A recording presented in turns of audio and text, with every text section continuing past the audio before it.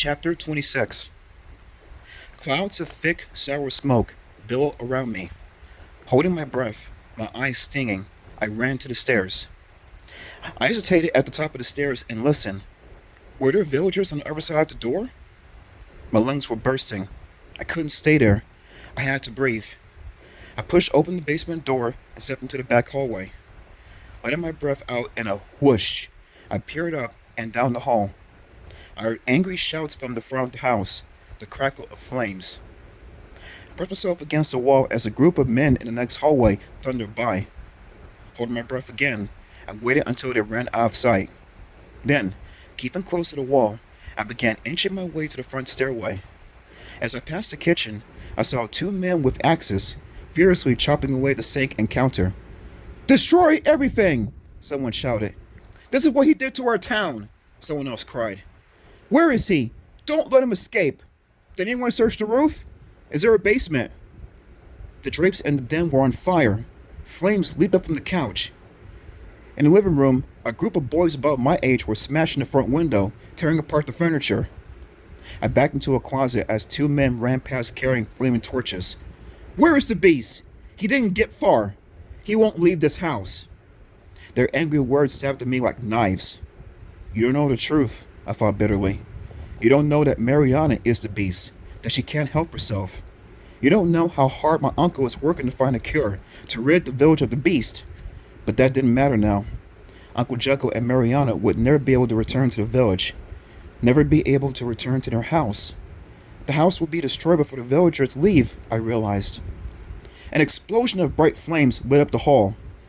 I peered out from the closet. The coast was clear. I lurched to the stairs, and leaning forward, I began running up them at full speed. Please let me get to my bedroom," I prayed. "Let me find the hidden diary, and let me return to the tunnel, return to Mariana and Uncle Jekyll. Then I never want to see this village again." I reached the top of the stairs, breathing hard. I could hear cries and shouts in Mariana's room at the end of the hall. A loud crash made me gasp. They were destroying her room too. I darted into my room. The room looked as if a tornado had swept through. My dresser drawers had been pulled out and tossed onto the floor. My clothes had been strewn everywhere. The window curtains had been ripped off the rod. The windows smashed. Glass everywhere. I didn't care. I dove for the bookshelf, pulled down the board over the hidden compartment. Was the old diary still inside? Yes. I grabbed it with a trembling hand. My hand shook so hard I nearly dropped it. Glancing over my shoulder to the door, I tucked the diary into my coat pocket. I took one last glance at the room and then, with a shudder, made my way back to the hall. I stopped when I heard excited voices in the next room. "Is there an attic? There has to be an attic. If he's hiding up there, we'll find him." I turned and began running to the stairs. I could feel the diary bouncing in my pocket. I stopped at the top of the stairs, peered down. No one there.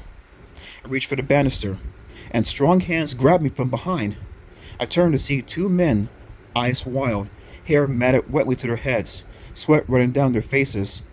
"I've got one!" one of them cried, gripping my shoulder tightly. "Yes!" the other cheered. "We've got one!" He lowered his sweating face to me. "Lead us to the beast," he snarled. "Lead us to the beast now, or your life is over."